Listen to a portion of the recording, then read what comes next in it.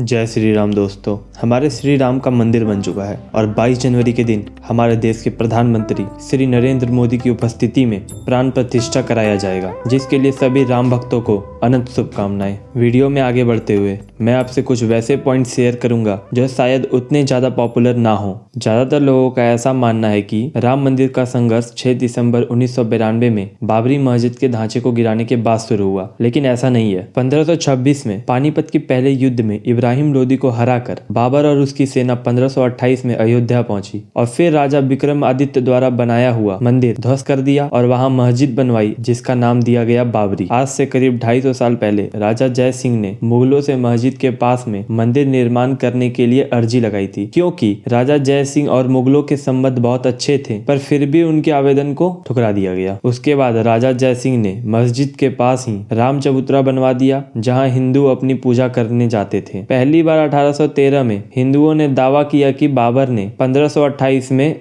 मंदिर तोड़कर मस्जिद का निर्माण किया था। 1838 में एक ब्रिटिश सर्वेयर मॉन्टगोमेरी मार्टिन ने दावा तक किया था कि मस्जिद में जो पिलर्स हैं वो मंदिर से लिए गए हैं। 1853 में पहली बार अयोध्या में सांप्रदायिक हिंसा हुई, जिसमें कई लोगों ने अपने प्राणों की आहुति भी दी। 1885 में राम चबूतरे पर छतरी लगाने की अर्जी लेकर निर्मोही अखाड़ा के महंत रघुवर दास पहली बार कोर्ट गए, लेकिन अर्जी ठुकरा दी गई। आजादी के बाद हिंदू पक्ष को आशा थी कि अब राम मंदिर बन जाएगा, लेकिन उस समय की जवाहरलाल नेहरू की सरकार ने इस मामले को नजरअंदाज करती रही। 23 दिसंबर 1949 की सुबह मस्जिद के अंदर से पूजा करने की आवाज आने लगती है। वहां राम जी की एक मूर्ति भी थी, जिसके बारे में लोगों का कहना था मूर्ति प्रकट हुई है, और मुस्लिम पक्ष का कहना था कि रात के अंधेरे में मूर्ति ला कर रख दी गई है। मामला इतना बड़ा हो गया कि प्रधानमंत्री जवाहरलाल नेहरू तक जा पहुंचा। नेहरू जी ने मूर्ति को वहां से निकालने का आदेश फैजाबाद के डीएम के नायर को दिया, लेकिन वहां की सिचुएशन को देखते हुए के नायर ने ऐसा करने से इनकार कर दिया और दोबारा से सेम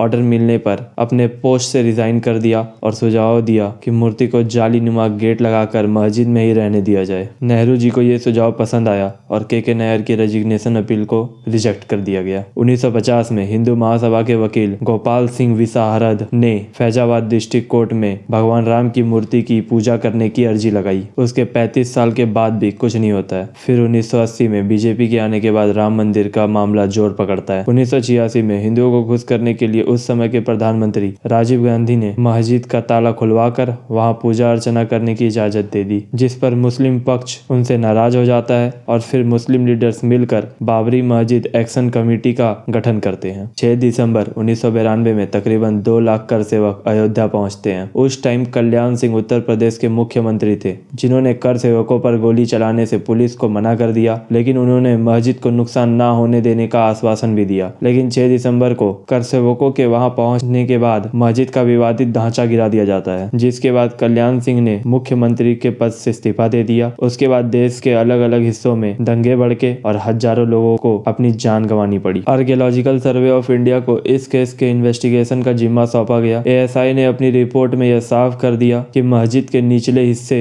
में मिले अवशेषों से यह पता चलता है कि वहां मस्जिद से पहले मंदिर थी, जिसके बाद कोर्ट ने वहां की जमीन को राम जन्मभूमि ट्रस्ट, निर्मोही अखाड़ा और सुन्नी वक्फ बोर्ड में बराबर बांट दिया, जिससे तीनों ही पक्ष नाराज थे। 2011 में यह मामला सुप्रीम कोर्ट जा पहुंचा, जिसमें 7 साल तक तो कुछ भी नहीं होता है। साल 2019 अगस्त में सभी पक्षों की सुनवाई पूरी होती है और 9 नवंबर को सुप्रीम कोर्ट अपना फैसला सुनाती है कि विवादित जमीन राम जन्मभूमि ट्रस्ट को सौंप दिया जाए। उसके बाद 5 फरवरी 2020 को ट्रस्ट का गठन होता है और मंदिर का काम शुरू होता है। कई राम भक्तों के लिए 22 जनवरी वैसा ही है जैसे कि राम जी के वर्षों के वनवास के बाद अपनी अयोध्या नगरी में वापस आ रहे हैं, जिसके उपलक्ष्य में उद्योगपति, Bollywood celebrities, cricketers, politicians, journalist और भी बहुत से लोगों को इनवाइट किया गया है। लेकिन इस पर बहुत तरह के विवाद खड़े हो रहे हैं। बहुत सारे ओपोजिशन पॉलिटिशियंस ने इनविटेशन को ठुकरा दिया, ये कहते हुए कि धर्म पर्सनल मैटर है, लेकिन यही लोग वोट मांगने के टाइम जनेऊधारी ब्राह्मण बन जाते हैं। खैर, उनका एजेंडा तो समझ आता है। लेकिन इन सब के बीच खबर आती है कि हमारे चारों शंकराचार्य 22 जनवरी को होने वाली प्राण प्रतिष्ठा से खुश नहीं है और ना ही वे लोग प्राण प्रतिष्ठा के लिए जाएंगे, क्योंकि उनका कहना है मंदिर अभी अभी तक पूरा नहीं बना है, इसलिए अभी प्राण प्रतिष्ठा की क्रिया नहीं होनी चाहिए, क्योंकि ऐसा करना शास्त्र संगत नहीं होगा। इस पर मैं कुछ बहुत ज्यादा तो नहीं कह सकता, क्योंकि मेरी शास्त्रों की नॉलेज उतनी ही है जितनी नॉलेज राहुल गांधी को राजनीति की है। लेकिन इतना जरूर कह सकता हूँ कि बीजेपी एक पॉलिटिकल पार्टी है और ये लोग किसी भी काम को करने के बाद क्रेडिट नहीं छोड़ेंगे, क्योंकि इन्हें अगले इलेक्शंस में वोट चाहिए होता है सत्ता में बने रहने के लिए। तो ये था हमारा वीडियो